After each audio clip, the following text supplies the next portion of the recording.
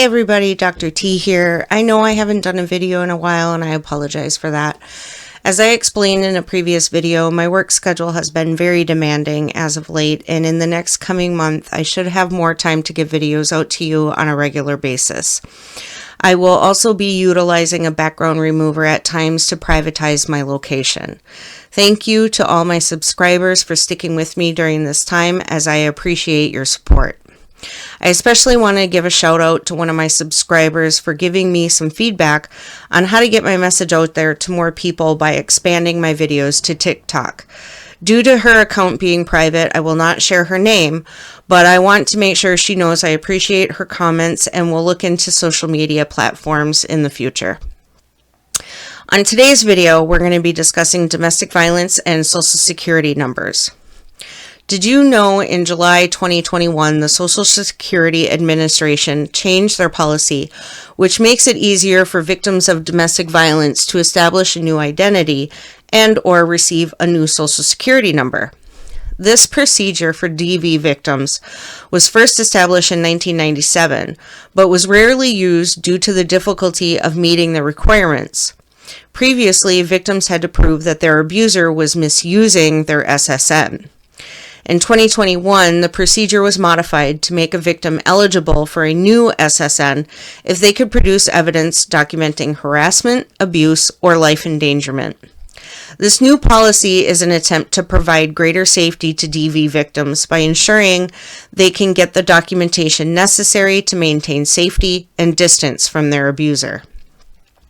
Requesting a new SSN is a big decision, as it will change the victim's relationship with government agencies and employers.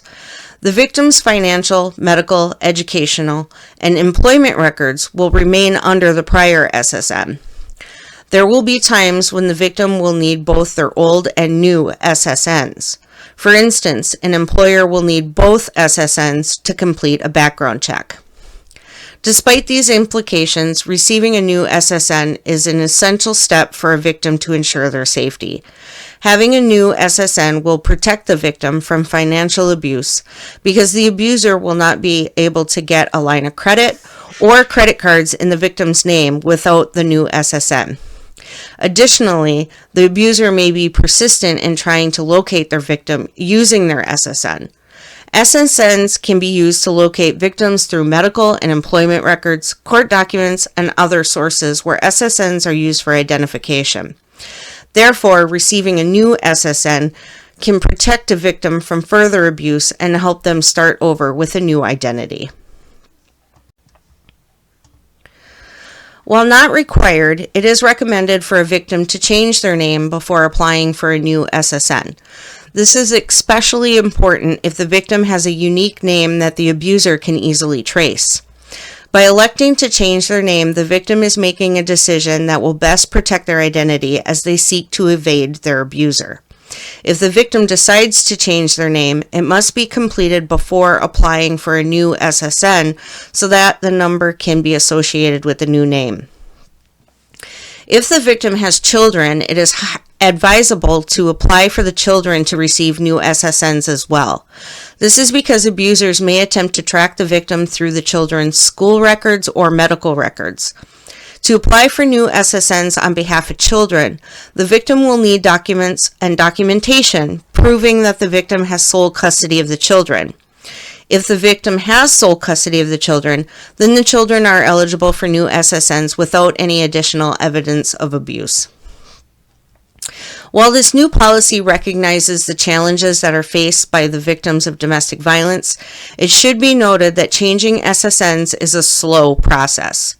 In addition to applying for new SSNs, the victim should ensure they have a comprehensive safety plan in place.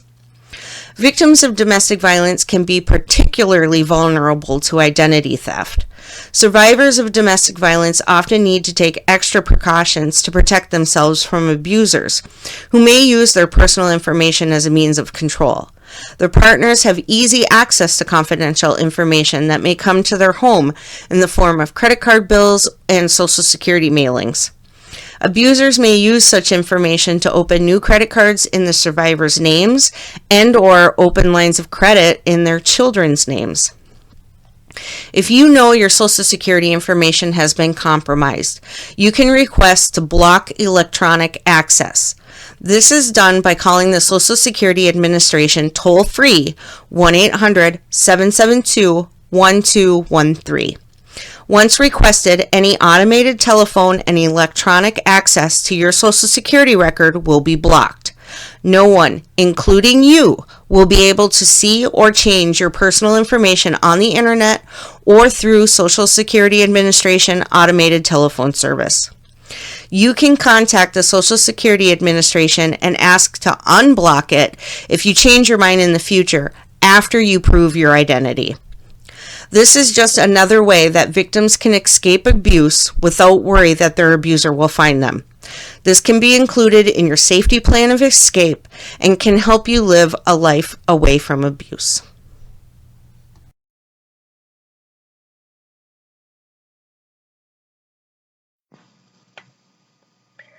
If you or someone you know is in an abusive situation, call the National Helpline at 1-800-799-SAFE or text START to 88788. Everyone deserves a healthy relationship.